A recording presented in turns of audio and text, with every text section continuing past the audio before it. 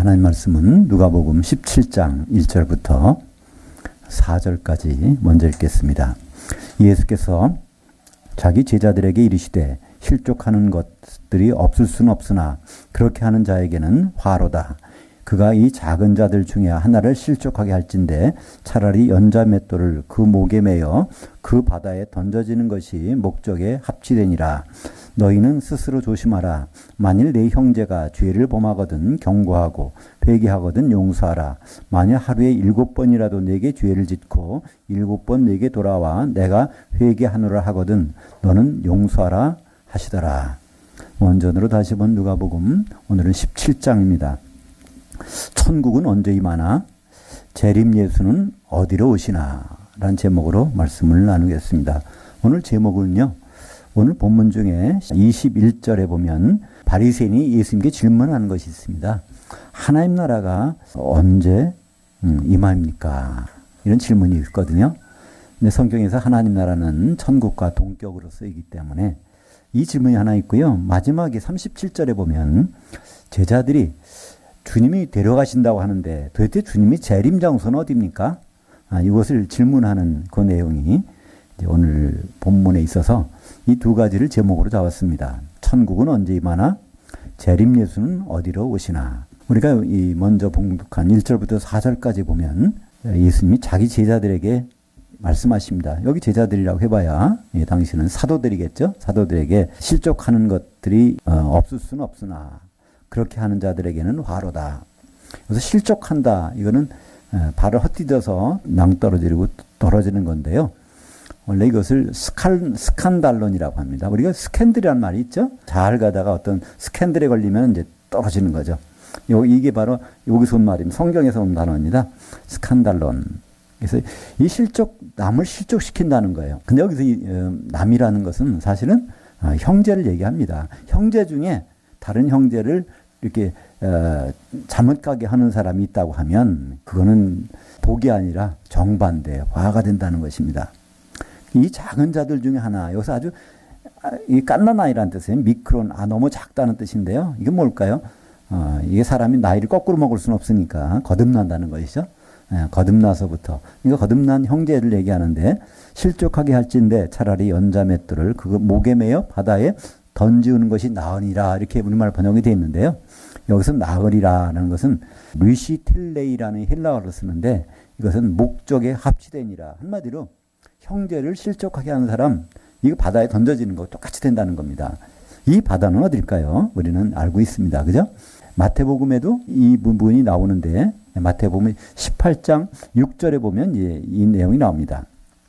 누구든지 나를 향하여 믿는 작은 자 중 하나를 실족하게 하면 차라리 연자맷돌이 그 목에 달려서 그 바다의 깊은 곳에 빠뜨려지는 것이 적절하니라. 거기서도 나으니라라고 번역됐는데 원래의 원어는 쉼페로 적절하다. 그렇게 된다는 거예요. 형제를 잘못 대화하고 사랑하지 않고 오히려 쓰러뜨리고 넘어뜨리게 하게 되면 그 사람의 운명은 딱 정해져 있다는 것입니다. 우리는 이것을 이제 세상에서 적용하다 보니까 다른 길로 가게 되는데요.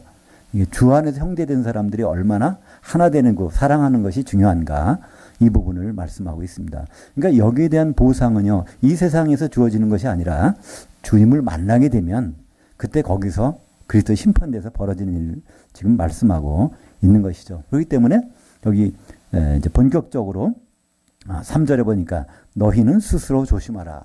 이게 현재형 명령이에요. 이 부분은 끝까지 이거 아주 쉬지 말고 이 부분을 조심하라는 겁니다. 형제가 죄를 범하거든 그에게 경고하고, 그러니까 죄가 있으면 의와 공존할 수 없으니까. 근데 그래서 돌이키게 되면 그걸 용서하라는 겁니다. 그리고 그것을 7번, 하루에 7번이라도 계속해서 용서를 하라는 겁니다. 그러니까 결국은 형제가 하나 되는 것을 여기서 말씀하고 있죠. 그래서 용서라는 것은 여기 과거형 명령이에요. 그 한 건, 매 건마다 그렇게 용서를 해주라는 것이고, 그러나 우리는 끝까지 조심해야 될 것, 명심해야 될 것, 그것은 바로 형제와의 관계. 이것이 주님 앞에 섰을 때는 다른 거 안 본다는 거예요. 형제와의 관계가 어땠느냐. 그것이 뭐로 남아있겠어요? 기름으로 남아있겠죠. 기름으로 서로가 반죽이 돼서 같이 있으니까. 기름이 없는 순간에는 바람 훅 불으면 가루들이 다 날아가 버리겠죠. 마태복음 5장 22절에 보면 이 비슷한 말씀 있지 않습니까?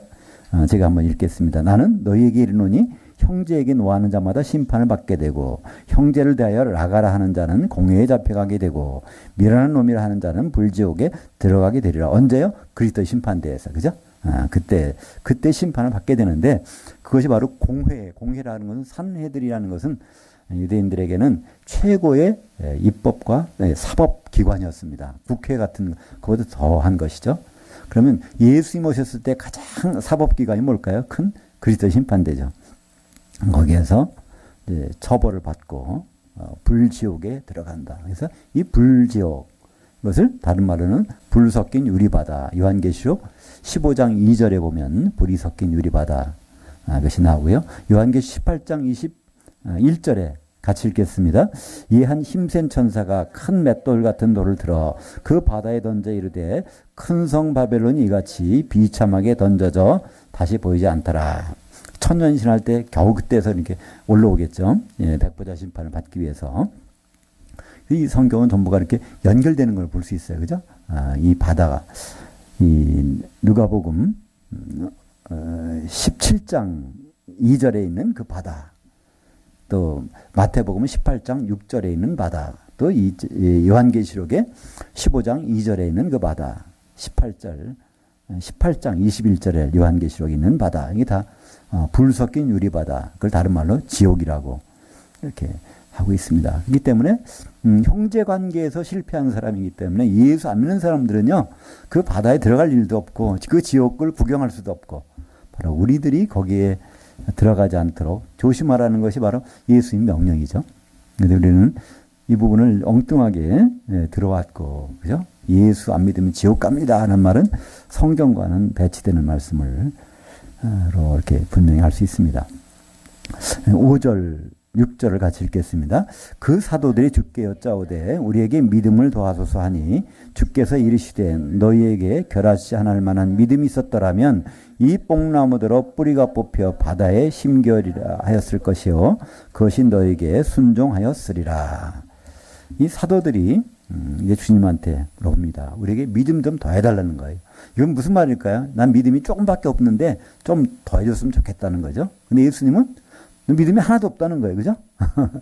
겨자씨 이게 아주 작은 걸 표현하는 단어인데 이것만큼이라도 있으면 바로 이 엄청난 일들이 벌어진다는 겁니다. 그러니까 우리도 그렇잖아요. 우리도 믿음이 있는 것 같다. 저분은 굉장히 믿음이 많은 것 같아. 난 믿음이 적어. 이렇게 얘기하는데 사도들이 그런 말을 했는데 예수님이 믿음이 없다는 거예요. 전혀 믿음이 없다는. 그러니까 예수님이 생각하는 믿음, 구원을 받을 만한 믿음, 그것이 과연 무엇인가를 다시 한번 생각하게 합니다. 결국 결론적으로 말씀드리면요. 이 구원을 받을 만한 믿음은 인간에게는 없습니다. 누구에게만 있죠? 예수님께만 있는 것이죠. 그 예수님께서 이뤄놓은 그 믿음을 우리는 갖다 사용하는 거잖아요. 그죠? 예수님이 십자가에 달리시는 것은 그분의 믿음이에요. 그죠? 하나님이신 분이 인간이 되셔서 죄를 집으시고 십자가를 죽으시는 거 그분 보통 믿음이 아니거든요. 그게 어디서 나올까요? 창세기 3장 22절에 보면 아담이 선악과를 먹었을 때 그죠? 그때 그런 말씀 우리 중 하나가 선악을 알게 된다. 경험하게 된다. 그런 선언을 하십니다. 성부, 성자, 성령 우리라고 말씀하세요. 우리 중 하나는 선악을 알게 경험하게 되는 일. 그랬더니 예수님이 거기에 설득당하셔서 빌립보서 2장 6절에 보면 바로 그는 본래 하나님이 본체시나 하나님과 동등됨을 취할 것으로 여기지 아니하시고 바로 종의 형체로 사람으로 나타나서 십자가에 죽기까지 복종하셨으니 하면서 바로 예수님의 믿음을 소개합니다. 바로 선악을 경험하는 일을 그분은 설득을 당하셔서 설득당하는 것이 이루어진 것. 그것이 바로 그분의 믿음. 그래서 우리는 믿음이 약해도요. 걱정할 필요 없어요. 우리 믿음이 좋다고요? 그거 위험합니다. 왜냐하면 우리는 항상 예수님의 믿음을 가지고 그 믿음으로 의롭게 되는 것이고 그 믿음으로 우리는 구원받게 되는 것이기 때문에 그러니까 이 사도들도 그때 당시에는 믿음이 없었어요. 언제 그 믿음이 있을까요? 예수님이 십자가 사건 이후에 그것을 이루는 것을 성령으로 보내줘 증거를 할 때마다 기억나게 하시니까 그죠? 성령은 뭐 하시는 분일까요? 요한복음 15장 26절에 바로 성령, 진리영이 오시면 그가 나를 증언하실 것이요. 우리가 예수님에 대해서 잘 모르잖아요. 그죠? 그러나 예수님을 잘 알려주는 분이 있어요. 성령이 오시면 그렇다는 걸 알려주신단 말이죠. 그죠? 그러니까 우리는 지금 예수님이 2000년 전에 십자가에서 그 일을 하신, 우리는 보지도 못했고, 참 이해가 안 가요. 그러나 성령 안에 있다 보면 그 일을 부정할 수가 없는 거예요. 그죠? 그걸 부정하고 싶어도 그게 안 되는 거예요. 그분이 내 속에서 그것이 정말 역사적인 사실이고 그 영향력이 지금도 나에게 미치고 있다는, 그리고 앞으로도 그것이 드러난다는 것을 우리는 너무나 그러니까 그건 누가 배워서 되는 것이 아니라 스스로 알게 되는 것이죠. 그래서 히브리서 13장 8절에 보면 예수 그리스도는 어제나 오늘이나 영원토록 동일하시니라.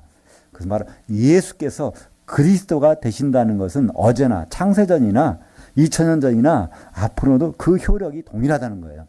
그리고 예수님은 처음에는 그리스도가 아니었습니다. 그리스도라는 것은 기름 부음을 받아야 되는데 그러려면 사람이 되셔야 되잖아요. 그래서 바로 기름 부음 받으시고 죽으시고 어린 양으로 죽으시고 부활하셔서 그분의 피로 교회를 사시고 이 교회가 완성되면 결혼한 모든 일정을 그분이 바로 이루시는, 그것은 히브리서 13장 8절 예수 그리스도는 어제나 오늘이나 영원토록 동일하시니라, 이렇게 말씀하고 있습니다. 그러니까 로마서 3장 22절 한번 같이 읽죠. 곧 예수 그리스도의 믿음으로 말미암아 모든 믿는 자들에게 미치는 하나님의 의인이 차별이 없느니라. 이 우리말 성경 번역은 이렇게 번역 안 했어요. 예수 그리스도를 믿으면 이게 우리가 의롭게 된다고 돼 있어요.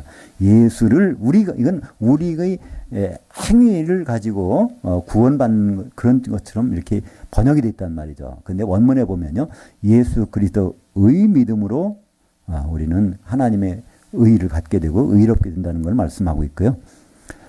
갈라디아서 2장 16절도 마찬가지입니다. 거기도 다 우리말 번역은 다 예수 그리스도를 믿음으로, 예수 그리스도를 믿음으로, 그러니까 우리가 뭘 해야 돼요, 자꾸만. 믿음 행위를 잠깐 보여요. 기도도 해야 되고 성경 읽고 뭐 전도하고 뭐 그런 걸 쌓으면 그게 믿음이 쌓아지는 걸 하는데 그게 아닙니다. 예수 그리스도께서 이루어 놓으신 믿음, 예수 그리스도께서 설득당하셔서 아버지께, 그래서 바로 십자가에서 죽으시고 부활하셔서 이루어 놓으신 그 믿음, 그것으로 우리는 의롭게 되고 구원 얻게 된다는 것. 갈라디아서 3장 22절도 예수 그리스도의 믿음. 성경에는 그 부분이 너무나 많아요. 야고보서도 있고요, 에베소서도 있고요. 다 근데 전부 예수 그리스도를 믿음으로 번역이 돼서 우리는 자꾸 믿어야 된다 그러는데요, 아닙니다. 그분의 이루어놓은 그 믿음을 우리가 소유하고 있는 한 우리는 흔들릴 필요가 없어요. 그죠? 히브리서 12장 2절에 믿음의 창시자여 종결자이신 예수를 바라보자. 그러니까 믿음을 처음 시작하신 분. 우리는 아브라함의 믿음도 있고 뭐 그 많은 다윗의 믿음, 솔로몬의 믿음, 뭐 여러 가지 믿음을 얘기하지만 그 전에 있었다는 거예요. 믿음의 창시자라는 단어입니다. 우리말 성경은 번역이 그렇지 않죠? 바로 믿음의 주요 온전케 하는 이신 예수를 바라보자. 그래서 번역이 참 이렇게 이상하게 돼 있는데요. 원래 단어는 믿음을 처음으로 시작해 놓으신 분, 그리고 믿음을 완성시켜 놓으신 분, 바로 십자가에서 죽고 부활하심으로 이분이 예수님. 그래서 히브리서 11장은 인간의 믿음이에요. 그죠? 거기 믿음으로 하는 거 다 거기서 아벨의 믿음, 에녹의 믿음, 노아의 믿음, 아브라함의 믿음, 그런 사람들은 다 바로 뭘 했다고요? 뭘 바라보고 있어요. 그죠? 기초석에 있는 성에 들어가는 걸 바라보고 기다리는 사람들인데 우리가 아니면, 성도들이 아니면 그들이 온전함을 이루지 못하느니라. 그래서 우리가 예수 그리스도 안에서 바로 그 기초석에 있는 성, 바로 새 예루살렘을 이루는 교회의 완성이 돼야 되겠다. 그것이 히브리서 11장의 결론이거든요. 그러니까 우리는 히브리서 11장에 보면 거기 믿음의 선배들처럼 우리는 본받아서 그렇게 되읍시다, 이게 아니에요. 그래서 12장이 나오는 겁니다. 12장에 바로 우리는 믿음의 창시자의 믿음의 종결자이신 예수를 바라보자.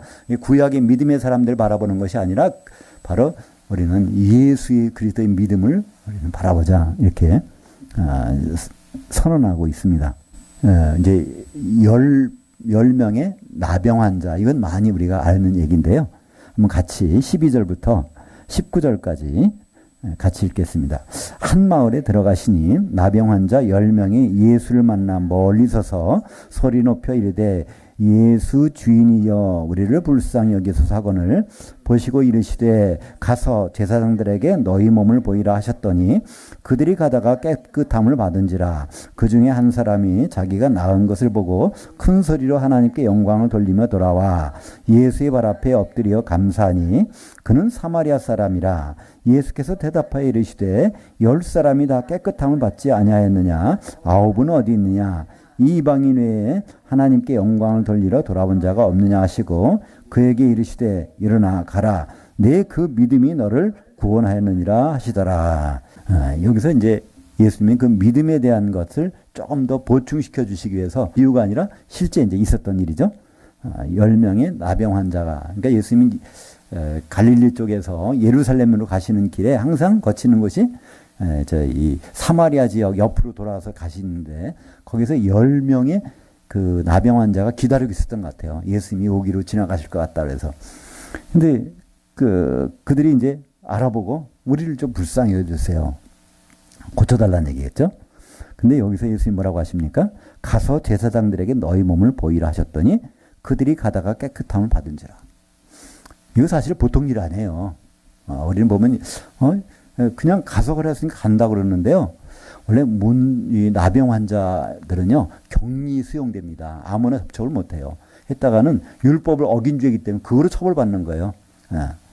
더구나 제사장한테 간다는 거는요 꿈도 못 꾸는 거예요. 그 전에 거의 나병을 걸린 상태에서 제사장을 만난다는 거는 만나주지도 않고요. 안 되는 거란 말이에요. 맞아 죽죠. 그런 일이 벌어지면 율법을 어기는 일이니까 율법을 어기는 것을 본 사람도 그것을 처벌해야 돼요. 그죠? 예수님 이렇게 그때 누가 데리고 갔잖아요. 현장에서 잡힌 가늠한 여인 데리고 갔잖아요. 그죠? 그때 돌을 들고 이렇게 들고 있으니까 율법에 돌을 들고 치라고 돼 있어요. 그들이 시간이 없어도 그 시간만큼 해야 돼. 율법을 어길 수 없으니까. 그죠? 여기도 마찬가지로 이 10명의 나병 환자가 예수님 말씀을 듣고 고치지도 않았는데 나병한 상태에서 거기 가서 만난다는 거는요 보통 일이 아니에요. 근데 10명이 다 했다는 거예요. 근데 문제는 어디 있는 거죠? 그 중에 한 사람만 예수님께 돌아옵니다. 와서 바로 하나님께 영광을 돌리죠. 근데 이 사람이 유대인이 아니라 사마리아 사람.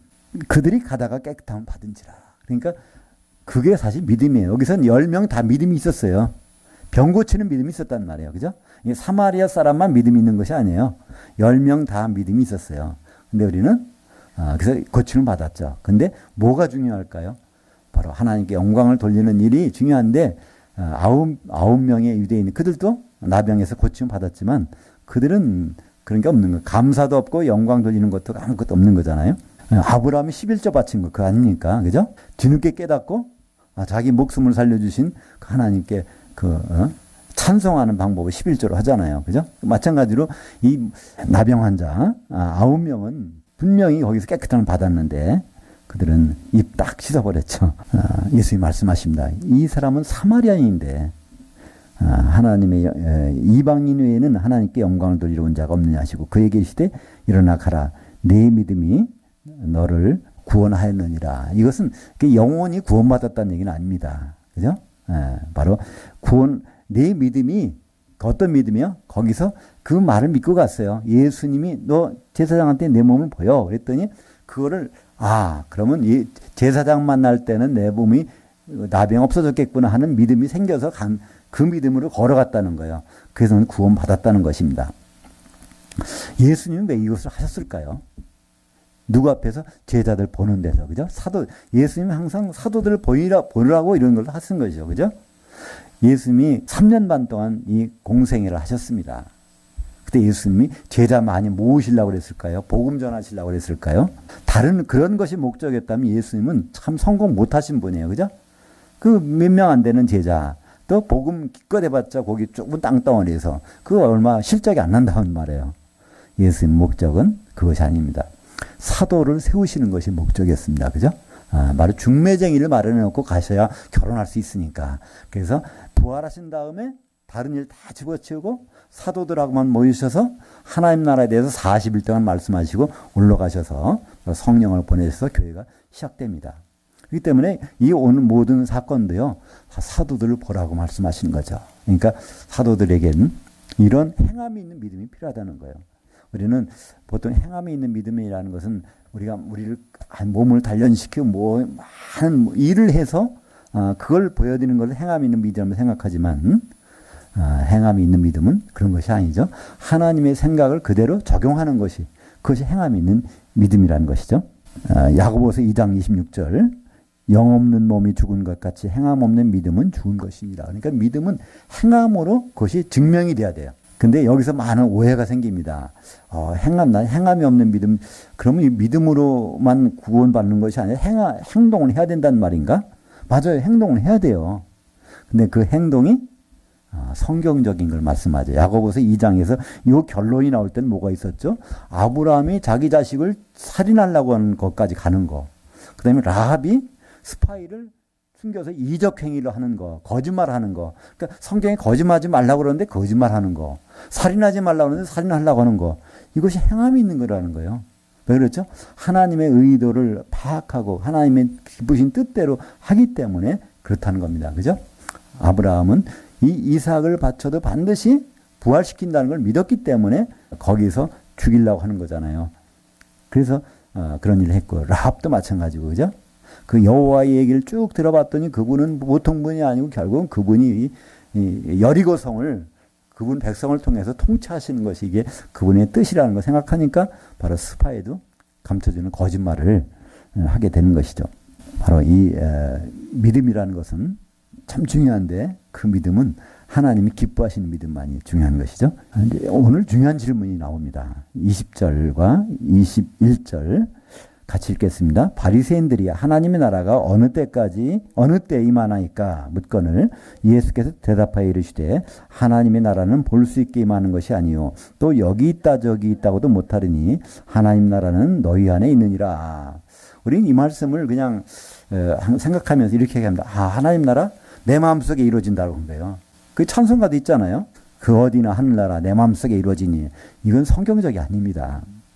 도대체 이 말을 누구하고 대화 가운데 나왔나를 생각해 보셔야 돼요.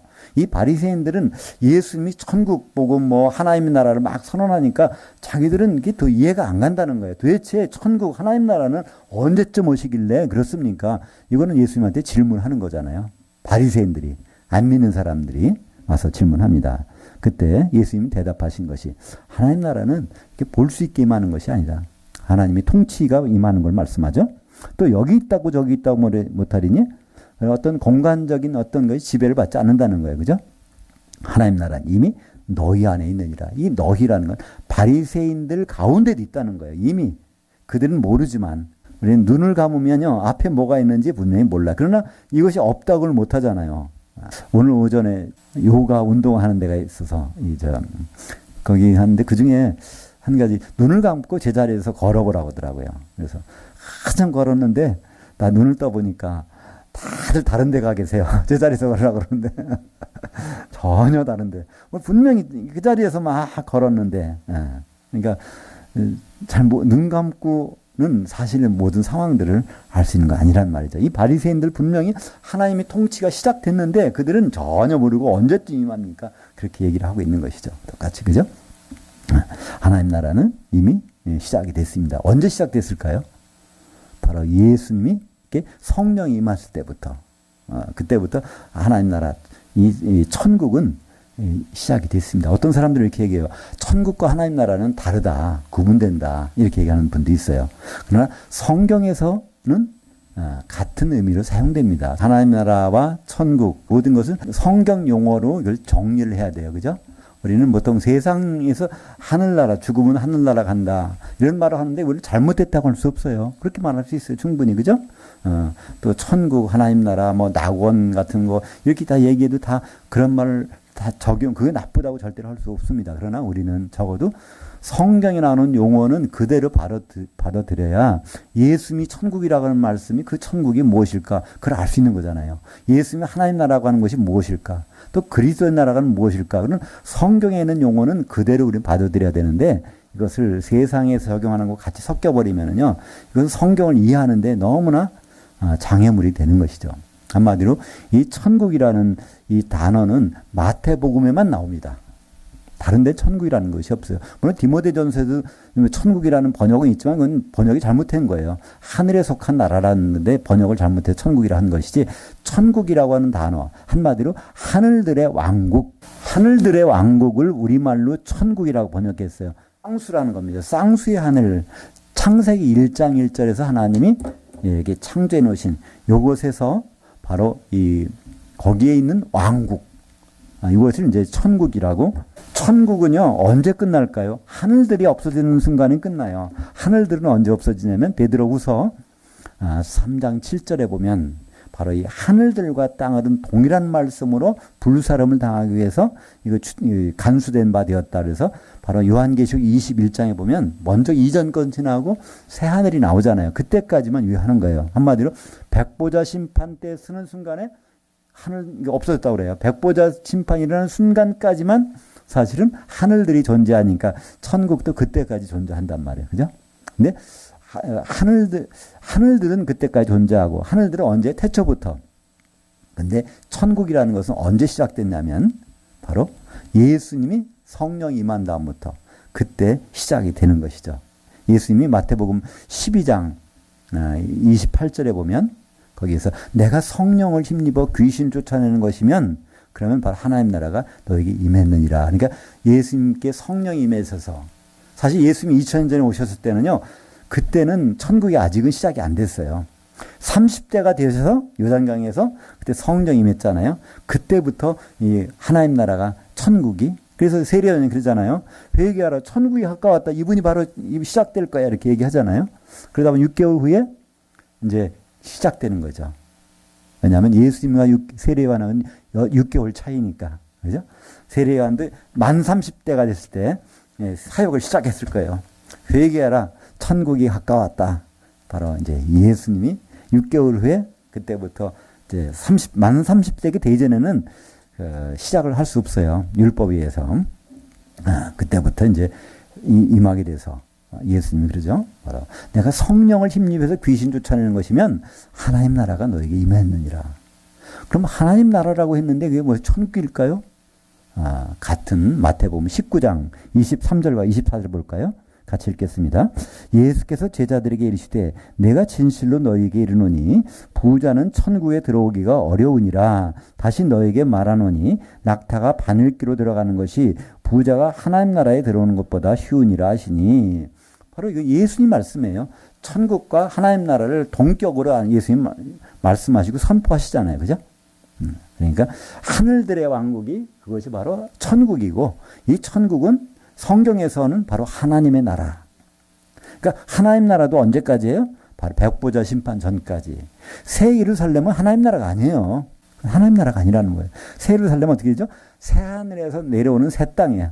바로 그건 한 도시란 말이에요. 이거는 도시지 이건 그 나라가 아니란 말이에요. 그래서 요한계시록에서는 아예 천국 하나님 나라가 없다니까요. 거기는 바로 이 새 예루살렘이죠. 새 예루살렘은 하나의 도시이고 하나의 뭐죠? 우리가 한 몸이 돼서 있는 그런 것이지, 우리가 얘기하는 그런 하나님 나라가 천국이 아니란 말이에요. 그런데 우리는 그걸 착각을 하죠. 새 예루살렘이 천국이다 착각하고 새 예루살렘이 하나님 나라고 착각하는데, 적어도 성경에서는 요한계시록에 그게 없단 말이에요. 그죠? 그러니까 우리는 그대로 인정을 해야 되는 거죠. 어린 양의 신부, 새 예루살렘, 그것만 있지 거기에 무슨 하늘나라 뭐 그거는 우리가 상상해서 갖다 붙이는 거죠. 성경에서는 그걸 반드시 구분합니다. 그러니까 오늘 말씀 중에 바리새인의 질문, 하나님 나라가 언제 임합니까? 이미 임하였습니다. 왜? 예수님께서 성령을 임하셔서 사역을 시작하셨기 때문에.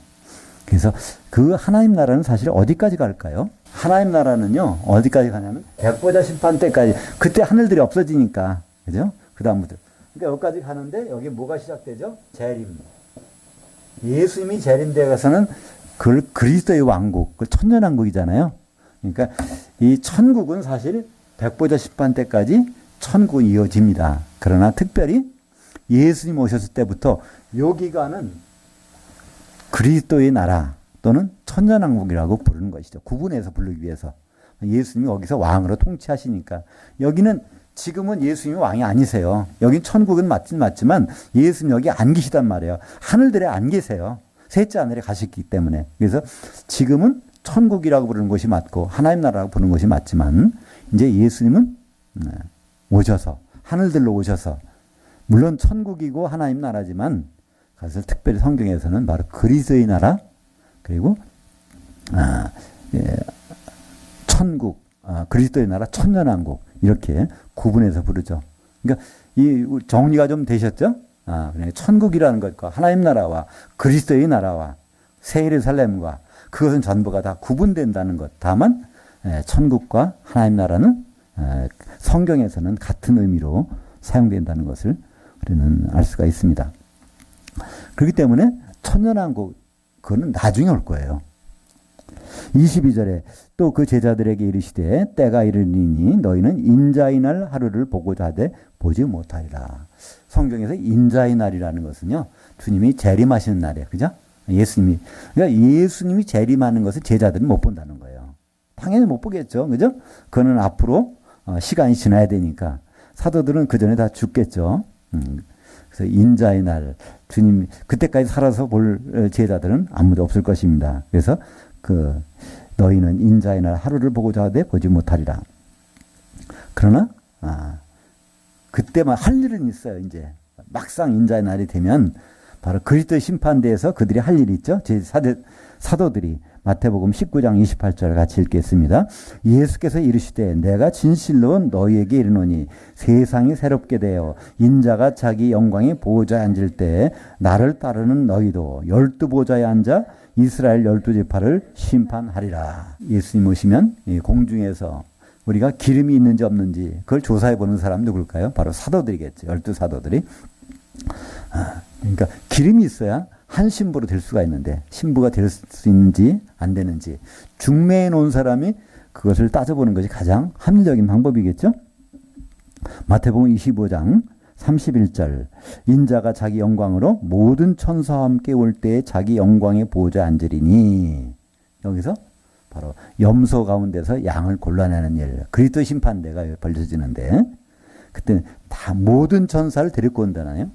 그럼 예수님이 누구라는 의미죠? 천사장. 예수님은 하나님이시고 또 사람이시지만 또 천사를 부리는 그 면에서는 천사장이십니다. 그래서 천사가 안 내려올 수가 없어요. 모든 천사는 다 옵니다. 그들이 마태복음 13장에서 뭐라고요? 추수꾼이라고 그러죠. 우리가 성도들이 추수꾼이 아닙니다. 바로 우리는 알곡이 돼야 되고 알곡이 다 껍질이 벗겨진 다음에 가루가 돼야 되고 그것이 성령의 기름에 뭉쳐져서 바로 한 몸을 이루어야 되는 존재들이지 추수하러 다니는 사람은 아니란 말이에요. 추수하러 다니는 사람들은 특별히 있습니다. 그것을 성경에서 천사들이라고 그러죠. 지금 어느 교단 어느 쪽에서는 그래서 자기들이 추수꾼이라고 이렇게 얘기하는 데가 있는데 그거는 성경하고는 맞지 않습니다. 성경은 분명히 천사들이 추수꾼이라고 말씀하고 있습니다. 예수님이 재림 때가 가까워지는 그 상황을 여기서 말씀하고 있어요. 23절부터 30절까지 같이 읽겠습니다.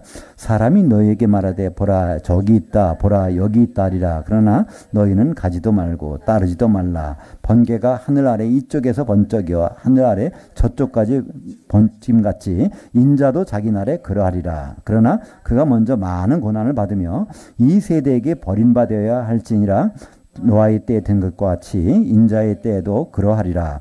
노아가 방주에 들어가던 날까지 사람들이 먹고 마시고 장가들고 시집가더니 홍수가 나서 그들을 다 멸망시켰으며 또 롯의 때와 같으리니 사람들이 먹고 마시고 사고 팔고 심고 집을 짓더니 롯이 소돔에게 나가던 날 하늘에서 불과 유황이 비오듯 하여 그들을 멸망시켰느니라. 인자가 나타나는 날에도 그러하리라. 인자의 자기 날, 인자가 나타난 날, 재림 때죠. 예수님이 재림하실 때 이 벌어진 일, 그 마지막 순간까지도 세상은 그대로 돌아간다는 거예요. 그죠? 노아 홍수 때도 바로 그대로 돌아갔어요. 홍수가 날 때까지도 그대로 돌아갔어요. 소돔이 멸망할 때도 그 전날까지도 그대로 사람들은 평상 일과가 똑같이 진행되고 있었습니다. 그러나 분명히 여기서 우리가 다시 한번 생각해야 될 것은 방주에 들어와야 된다는 것. 그죠? 또 소돔에서는 나가야 된다는 것. 이 방주는 뭐 어딜까요? 바로 교회죠. 그죠? 지금 이 노아의 방주라는 것은 창세기 6장에 보면 이 잣나무로 방주를 짓되 그 안팎을 역청으로 칠하라. 그래서 이게 코페르로 칠하라 합니다. 코페르라는 것이 이제 아스팔트 같은 역청인데요. 이 코페르가 이제 성경에서 다른 데서는 뭐라고 하냐면 목숨값, 피값이라는 단어가 나옵니다. 그러니까 예수님의 피를 상징하는 것이 노아 방수를 안팎으로 방수해서 안전하게 하는 것이 구원을 이루는 것이죠. 예수님 피가 발려진 것이 바로 교회입니다. 그래서 이때 예수님 오실 때까지 제일 중요한 것은 노아의 방주에 들어가는 것처럼 바로 우리는 교회 안에 반드시 들어와 있어야 되고요. 또 이 소돔에서 반드시 나가 있어야 됩니다. 그죠? 소돔은 어딜까요? 다른 말로 교회는 교회인데 큰 성 바벨론, 그죠? 너희는 바로 거기서 나와라. 내 백성아. 어디 나오죠? 요한계시 18장 4절에 그들이 당할 벌을 같이 받지 말라. 거기서 같이 있지 말라는 거예요. 그죠? 바로 소돔은 롯이 있던 곳에 의인이잖아요. 롯이. 그는 롯이 있던 곳. 근데 거기서 나오라는 겁니다. 그래서 그 나오는 그 순간에 그것이 바로 재림의 날이 된다고 말씀하고 있습니다. 그러니까 요한계시록 16장 17절 보면 거기 일곱째 천사가 대접을 공중에 소돔에 요한계시록에는요 크게 세 가지 것들이 나옵니다. 그죠? 일곱 인이 나오고 일곱 나팔이 나오고 일곱 대접이 나옵니다. 근데 그 특별히 일곱 대접이라는 것은 마지막 나팔이 불릴 때 일곱 대접이 쏟아지는데 그러고 나면 주님이 오시죠. 맨 마지막에 바로 쏟는 장소가 공중입니다. 공중에 누가 있다고요? 에베소서 2장 2절에 보면 공중에 권세 잡은 자가 있어요. 지금은 그가 왕노릇하고 있는데 그 공중에 권세 잡은 자 마귀를 없이 하기 위해서 진노의 대접을 거기다 쏟아붓습니다. 그러면 공중이 뭐가 되죠? 바로 그리스도의 심판대가 되고 혼인잔치 예식장이 되는 거죠. 데살로니가전서 4장 16절 거기 바로 그리스도의 심판대와 예식장이 되는 부분이 나옵니다. 주께서 호령과 천사장의 음성과 하나님의 나팔 소리로 친히 하늘로부터 강림하시리니 어디로고요? 공중에서 줄 영접하게 하시리니 그리하여 우리가 항상 주와 함께 있으리라. 많은 사람들은 예수님이 지상에 재림한다고 그래요. 어떤 사람들은 먼저는 공중으로 재림하고 7년 환란 지난 다음에 지상으로 재림한다. 그래서 통치와 천년왕국이 된다 얘기하는데요. 성경에는 그런 말이 없습니다. 공중에서 영접해서 함께 거기에서 항상 있는다는 거예요. 천년왕국 때는 어떻게 되죠? 천년왕국 때 물론 이 세상에는 안 믿는 사람도 있을 거예요. 왜냐하면 예수 믿는 사람들은 다 올라가 있으니까, 그죠? 그 심판받고 떨어지는 사람들은 여기 지상으로 떨어지는 것이 아니라 바로 불 섞인 유리바다로 떨어지니까 이 지상에는 예수 안 믿는 사람들이 1000년 동안 살고 지낼 텐데 바로 우리는 지금은 이 공중에서 마귀가 왕노릇하면서 그 부리는 천사들 통해서 다스리고 있지만 영적 세계에서 이제 우리가 영의 몸을 입고 공중에 올라가서 이제 예수 그리스도와 더불어 1000년 동안 다스리는 거죠. 거기 있지 왜 내려오겠습니까? 거기 있는 거예요. 그리고 성경 그렇게 되어 있는데 많은 사람들은 지상재림한다. 지상재림하는 것은 성경에서 찾아볼 수가 없습니다. 그 뒤에 이제 그래서 제자들이 물어보는 장면이 나와요. 도대체 그곳이 어디입니까? 우리 31절부터 37절까지 읽겠습니다. 그날에 만일 사람이 지붕 위에 있고 그의 세간이 그 집 안에 있으면 그것을 가지러 내려가지 말 것이요 밭에 있는 자도 그와 같이 뒤로 돌이키지 말 것이니라. 롯의 철을 기억하라. 무릇 자기의 목숨을 보존하고자 하는 자는 잃을 것이요 읽는 자는 살리리라. 내가 너희에게 이르노니 그 밤에 둘이 한 자리에 누워 있음에 하나는 데려감을 얻고 하나는 버려둠을 당할 것이요 두 여자가 함께 맷돌을 갈고 있음에 하나는 데려감을 얻고 하나는 버려둠을 당할 것이니라. 그들이 대답하여 이르되 주여 어디오니까? 이르시되 그 몸이 있는 곳에 거기에 독수리들이 집중하여 모이느니라. 그날에 이제 주님이 재림하시는 날 인자의 날에 지붕 위에 있는 자는 그 집 안으로 내려오지 말라는 거예요. 이 지붕이라는 건 보통 이제 기도하는 곳입니다. 그죠? 이 세상 일 걱정하러 내려오지 말라는 거예요. 그죠? 그때가 되면. 그리고 밭에 있는 자는 거기 있으라는 거예요. 들어오지 말고. 밭이 뭘까요? 이거 교회를 얘기하죠. 고린도전서 3장 그 9절인가요? 거기 보면 너희는 하나님의 밭이요 하나님의 집이라. 바로 이 교회를 말씀하고 있죠. 그래서 그 주님이 오실 때가 되면 가장 관심, 이 세상에다가 조금 관심 갖는 일이 벌어지면 낭패당한다는 것입니다. 롯의 처만 해도 구원을 받긴 받았어요. 소돔에서 불타 죽지는 않았어요. 나오긴 나왔는데 거기로 방향을 돌렸잖아요. 그죠? 이 소알이라고 하는 곳 성으로 가야 되는데 거기 벌려고 있다가 그냥 소금 기둥에 대해서 버려지는 사건이 있는데 마지막 때 그런 일, 그때 한번 관심을 어디다 가져야 될 것인가. 며칠 전에 스티븐 호킹 박사가 이제 운명했는데 그분이 그런 말을 했다면서요. 눈을 들어 별을 보고 눈을 아래로 다리를 보지 말라. 발을 밑에를 보지 말라. 그러니까 이 밑에 보는 것은 아주 그냥 근심 걱정만 쌓인다는 거예요. 이 별을 보면 많은 것들을 가질 수가 있고 그런 얘기를 했다고 그러는데, 우리가 주님 오실 때 이 세상 것에다가 집중하다 보면 주님 오실 거기에 대한 대비를 할 수 없다는 거예요. 그죠? 그런 것을. 그러면서 여기서 직접 말씀하십니다. 그때 여기 들려 올라갈 사람이 있고 그렇지 못한 사람이 있다는 거예요. 밤에 두 사람이 있다가 한 사람만 들려가고, 또 이 두 여자가 맷돌을 갈고 있다가 한 사람만 들려간다는 거예요. 그러니까 밤이라는 거, 맷돌 가는 건 언제 가죠? 식사 때, 그죠? 아침 저녁으로 가겠죠. 그러니까 여기서 물어보는 겁니다. 도대체 제자들이 어디로 데려갑니까? 그게 어디입니까? 도대체 주님은 어디로 오시길래 그들을 거기에 모으십니까? 여기 질문. 그러니까 오늘 말씀 제목이 뭐였죠? 첫째 제목은 천국은 언제 임하나, 두 번째 제목은 재림 예수는 어디로 오시나. 이걸 조금 변형시켜서 제목을 바꿨습니다. 제자들의 질문은 그거였어요. 도대체 어디로 데려가실 건데요? 이렇게 물어보는 거예요. 그러니까 한마디로 주님은 지상에 안 온다는 거예요. 그죠? 지상에 오실 거면 물어볼 필요가 없죠. 그러니까 우리는 지금 압니다. 그것이 어디죠? 공중으로. 그죠? 공중으로. 그리스도 심판대 앞으로 다 우리를 데려가실 텐데요. 거기 하나 37절에 마지막에 우리말 번역은 죽음이 있는 곳에 독수리들이 모이느니라 이렇게 번역했어요. 이 똑같은 문장, 비슷한 문장이 마태복음 24장 28절에 있습니다. 죽음이 있는 곳에 독수리들이 모일 것이니라.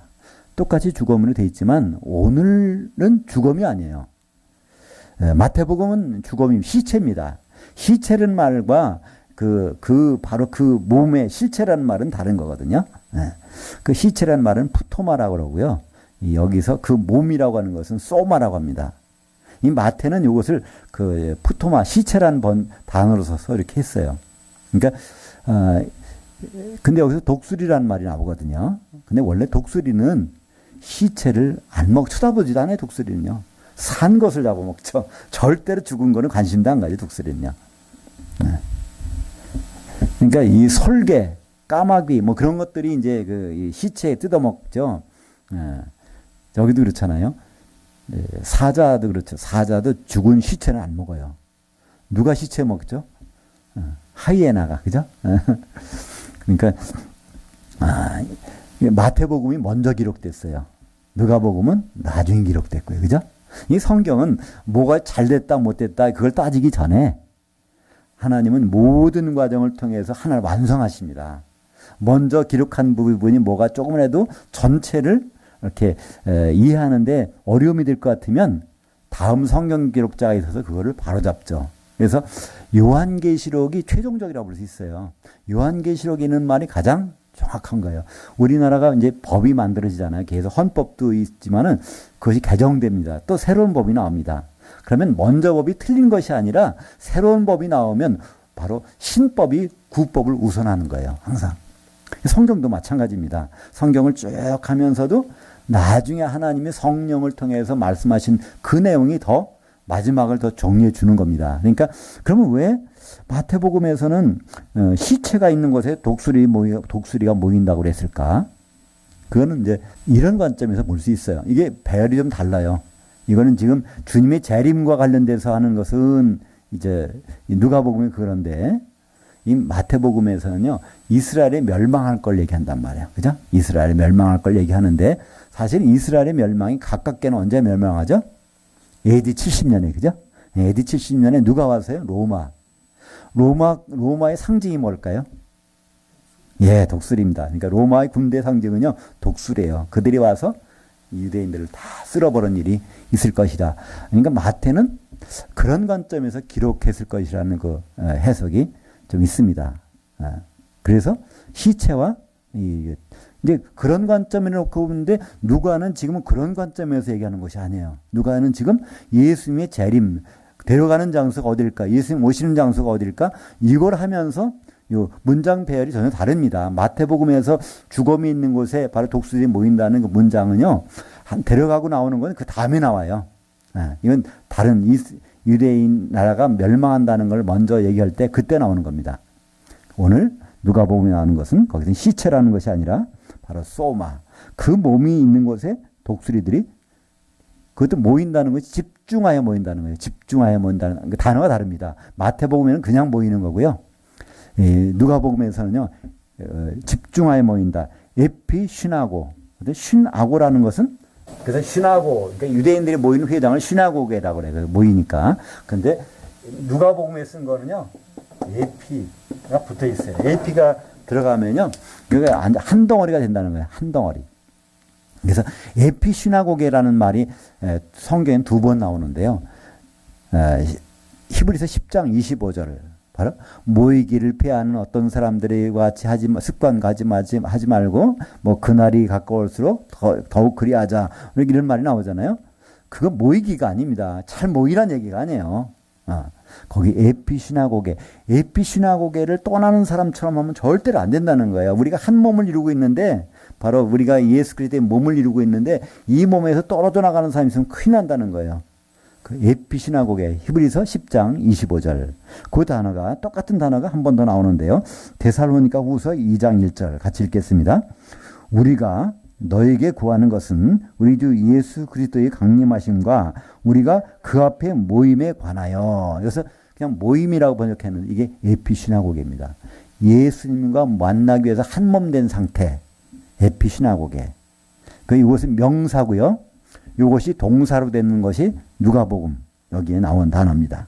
그래서 37절에 바로 독수리들이 집중하여 모이느니라. 거기서 한 몸이 되느니라. 어디에서?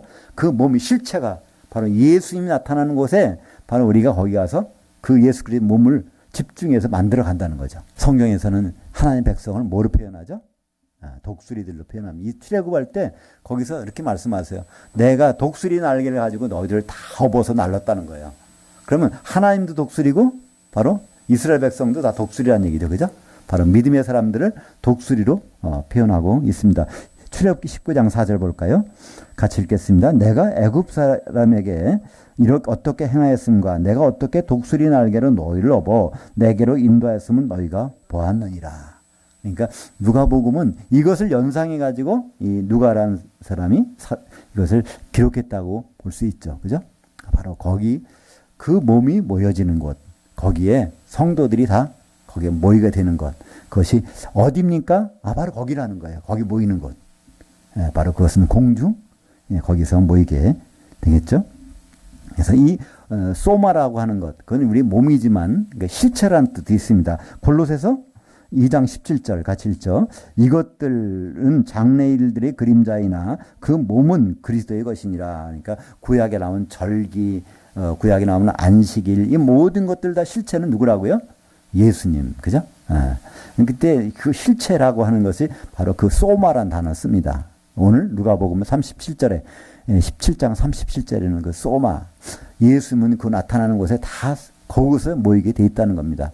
그러니까 우리 성도들이 다 독수리 같이 다 일제에 모여서 그냥 한 덩어리가 되는 거예요. 시체 뜯어먹기 위해서 가는 것이 아니라 거기 가서 같이 모이는 이것을 예수님은 그 몸이 있는 곳, 그 공중이죠.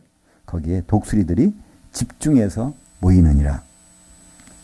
그러니까 예수님은 절대로 지상에 안 내려오시겠다는 거예요. 그죠? 그러니까 이런 장면이 어디 있죠? 요한계시록 1장 13절에 있습니다. 7 촛대들 한가운데 인자 같은 이가 발에 끌리는 옷을 입고 가슴에 금띠를 띠고. 그러니까 예수님은 지금 셋째 하늘에서 딱 오셨어. 7교회는 올라갔단 말이에요. 이거 7교회 한가운데 누가 있어요? 예수님. 바로 그 몸이 있는 곳에 독수리들이 쫙 있는 모습. 그죠? 요한계시록 1장 13절에 그 모습이 나오고 있습니다. 이것이 한 번 더 반증하는 것이 요한계시록 20장 9절 같이 읽죠. 그들의 지면 위에 올라가 성도들의 진 곧 사랑하시는 성을 두르매 하늘에서 불이 내려와 그들을 태워버리고. 근데 요한계시록 20장 9절은요. 우리말 성경 읽어보시면 이렇게 안 돼 있어요. 뭐라고 돼 있죠? 그들이 지면에 흩어져서 이렇게 돼 있어요. 지면에 흩어져서 성도들을 두른다 그러니까 성도들이 지면에 있고 주님도 거기서 왕노릇하고 이렇게 통치하는 것으로 이렇게 이해가 됐단 말이에요. 왜 이렇게 번역을 이상하게 해놨는지 모르겠어요. 널리 퍼져 있다는 거예요. 그 단어가 아나바이노라는 단어인데요. 아나바이노는 올라간다는 거예요. 올라가고. 그러니까 이 성도들, 이게 어떤 상황이죠? 지금 천년왕국이 지난 다음에 마귀가 무정에 나와가지고 거기 사람들을 다 곡과 마귀의 전쟁하게 해서 이끌고 지금 어디로 가냐면 성도들이 진을 두르는 거예요. 근데 성도들이 진이 어디 있어요? 공중에 있으니까 올라가야 되잖아요. 거기서 두르고 있는 거예요. 포위하고 있는데 뭐가 내려와요? 하늘에서 불이 내려와. 거기서 그들이 이제 전멸하는. 그러니까 천년왕국 시대 때 살았던 모든 사람들은 몰살합니다. 마귀 이끌려서 거기까지 올라갔다가 물론 이제 영의 몸을 입고 올라가겠죠. 그죠? 몸은 영과 혼이 올라가겠죠. 몸은 여기 시체처럼 있을지도 모르겠어요. 그 상황이. 여하튼 마귀가 그들을 이끌고 성도들이 진을 딱 두르는데 불이 내려와서 그들이 멸살하게 되는 장면. 그래서 백보자 심판 때는요. 천년왕국에 살았던 사람 심판받는 사람이 없어요. 완전히 거기서 끝내버리니까. 마귀에 유혹돼 가지고 쭉 올라가서 성도들이 진을 두르고 있다가 몰살당해 버리잖아요. 그렇다면 왜 천년왕국을 왜 주셨을까? 그렇게 죽여버릴 거. 이유에. 우리 보고 왕노릇 실컷 해보라, 그죠? 천년 동안 그 약속을 지키시기 위해서. 그 끝난 다음에 그들은 더 이상 쓸모가 없어요, 그죠? 그래서 그렇게 되는 것을 볼 수 있습니다. 우리는 이 부분을 이제 다음에 누가복음 18장인데 그 부분에서도 한번 이 흔적을 볼 수 있습니다. 18장 8절. 내가 너희에게 이르노니 속히 그 원한을 풀어주리라. 그러나 인자가 올 때 지상에서 그 믿음을 보겠느냐 하시니라. 우리말 번역은 어떻게 됐어요? 세상에서 믿음 보겠느냐. 믿는 자, 그때 많은 사람들은 이렇게 얘기해요. 믿는 자를 보겠느냐 했었다. 앞으로 믿음이 없어진다. 이렇게 얘기해요. 세상에서 믿는 자를 보겠느냐. 근데 그건 세상이 아닙니다. 지면이란 뜻인데, 지면에서. 하나님이 그리스도 심판대 심판하실 때 지면에 와서 심판의 믿음을 보겠느냐가 아니, 공중에서 그리스도 심판대가 열려진다는 거예요. 거기서도. 그죠? 근데 우리말 번역은 전혀 엉뚱하게 이용돼서 그거를 이제, 마지막 때일수록 우리는 믿음을 가져야지. 그때는 믿음이 다 없어진대. 믿는 자가 없대. 그 세상에서 믿는 자를 보겠느냐 하셨대. 이렇게 얘기하는데요. 물론 상황은 그렇게 될 수 있지만 성경에서 말씀하시는 건 그 얘기가 아니라고요. 마태복음 18장에서 그거잖아요. 원한을 풀어달라는 거. 과부가 그냥 불의한 재판관한테 가서 원한 풀어달라고 하니까 저 풀어주잖아요. 재판 해준단 말이에요.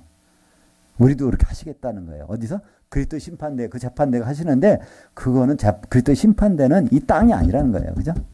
어디에서? 공중에서. 그러니까 이 세상 얘기 아닌데. 오늘 제목, 천국은 언제 임하나? 이미 임했습니다. 그죠? 그러니까 우리는 천국 안에서 해야 될 일을 뭘 하고 있나 이걸 질문해야 되지. 천국에 언제 들어갈까 이거 질문한다는 것은 좀 나중에 후회할 일이 생기게 되겠죠. 재림 예수는 어디로 오시나? 그분은 분명히 오십니다. 우리는 독수리처럼 날개 타고 올라가서 바로 그분을 만나게 될 것입니다. 사실은 그분을 만난 다음부터 그 중요한 순간이 있죠. 혼인잔치에 들어가느냐? 그렇다면 다시 저 불섞인 유리바다로 던져지느냐. 그것은 우리가 형제의 사랑을 어떻게 이루어가느냐. 거기에 달려 있을 것입니다. 기도하겠습니다. 하나님 아버지 참 감사합니다.